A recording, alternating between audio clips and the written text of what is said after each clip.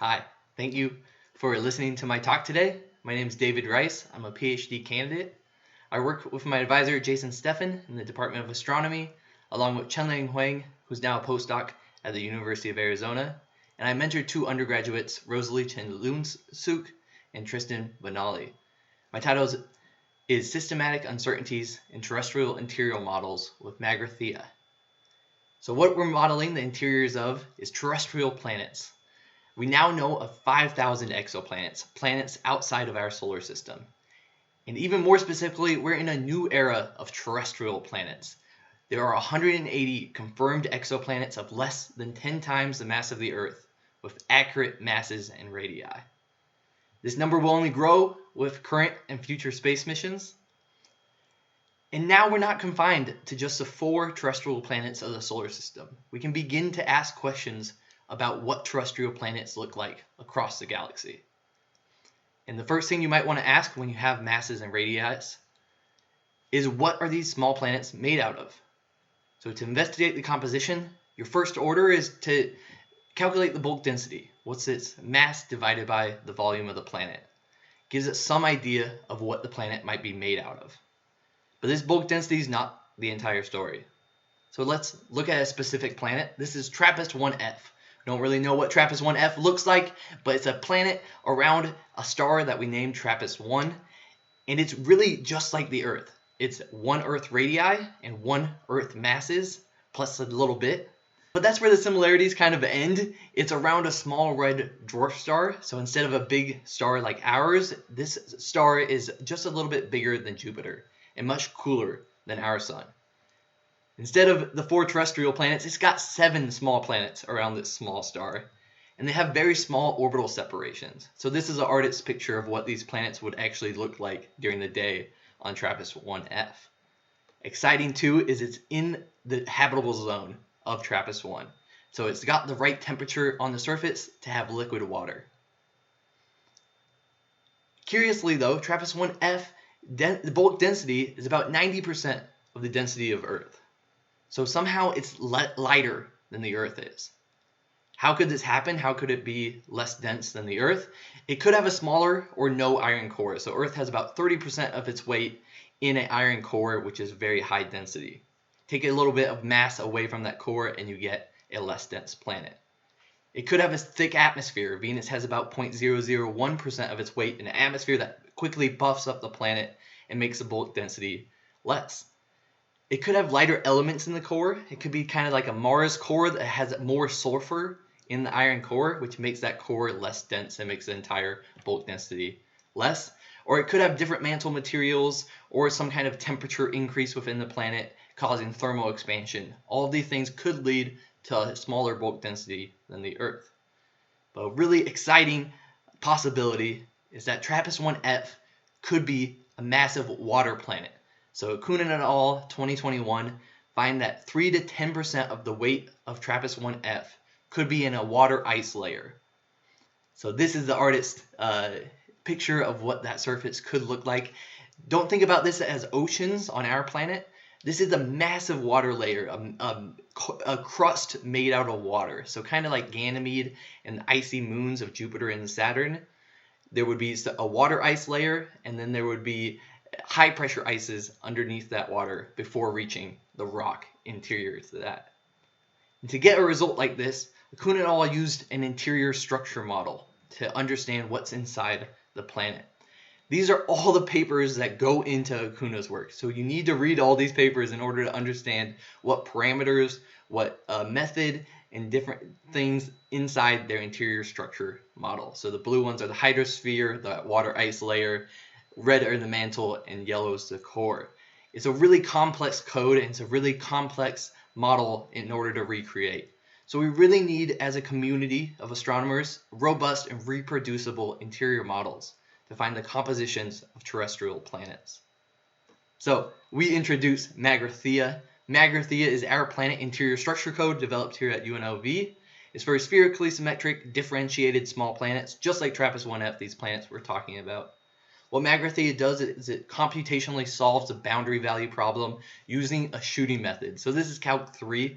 We know what equations have to be true inside of a planet, and we can integrate numerically throughout the planet to figure out what its interior conditions are. Magathia is entirely open source. It's available on our GitHub, and that's our publication about it.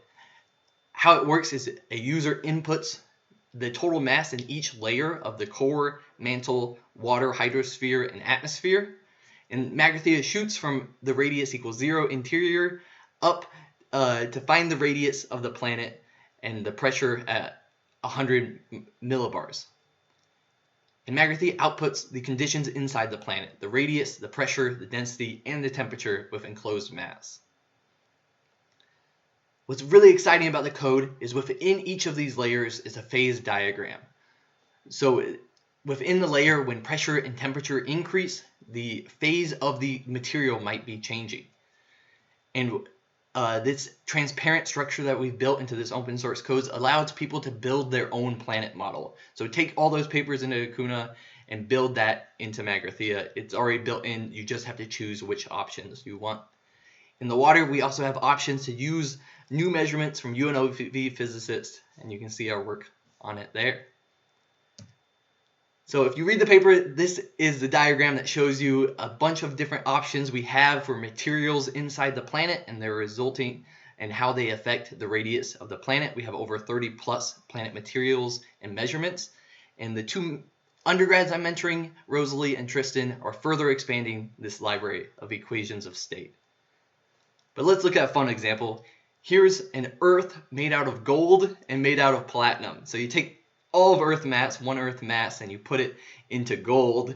What would the conditions inside a gold planet be? And this is the density throughout the radius. So a gold planet would be about half the size of Earth. And what's interesting here is we see the density changes as the pressure increases. And platinum is denser at low pressure. Platinum here on Earth is denser than gold, but gold at higher pressure is denser than platinum. So even though you might expect a platinum planet to be smaller because it's higher density here on Earth, as you compress it, it's actually stiffer. So because of that stiffness, the platinum stays at a lower density and actually is a bigger planet than the gold planet. So platinum planets is larger because platinum is stiffer, and we describe stiffness of materials with the bulk modulus. So platinum has a higher bulk modulus. For materials we care about, here's a look inside the code. We have these transparent storage structures. These are two of those equations of state out of our over 30 that we have. Both of these are for high pressure iron, but they're two different measurements of high pressure iron, from Boucher et al. 2013 and Dora-Kupagits et al. 2017. You can see here the second parameter is the bulk modulus, that stiffness of iron. And these two works differ by over 100 GPa between their measurements of bulk modulus. So we can investigate with this transparent structure how these uncertainties in the model propagate to the planet's uncertainties. So if we look at TRAPPIST-1F again and we model it with these two different irons, what would happen to how much water we think TRAPPIST-1 has? So this is the water content of TRAPPIST-1F with iron bulk modulus. So on the x-axis here is iron's stiffness measured in gigapascals, increasing from that 150 result to the 250 result. We take the mass of TRAPPIST-1F, we put some amount in the dry amount, we put 33% into a core, 67% into a mantle, and then the wet percent we let that vary and solve and try and find the correct radius, the correct water percentage to recreate TRAPPIST-1F's radius. And we see here the water percentage needed to create that TRAPPIST-1F's observed parameters. And across bulk moduluses, that water percentage differs by over 1%. So Acuna found between 3 and 10%. Here we're finding around 8%, but with a 1% uncertainty just from that one measured parameter of iron. So in conclusion, the number of small exoplanets with well-determined masses and radii is increasing.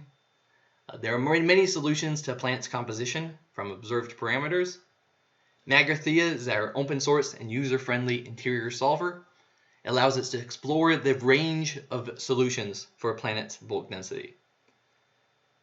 And what I'm using it for is to explore what uncertainties from model parameters affect our inferences of planet composition. So TRAPPIST-1F's water content depends on those model parameters.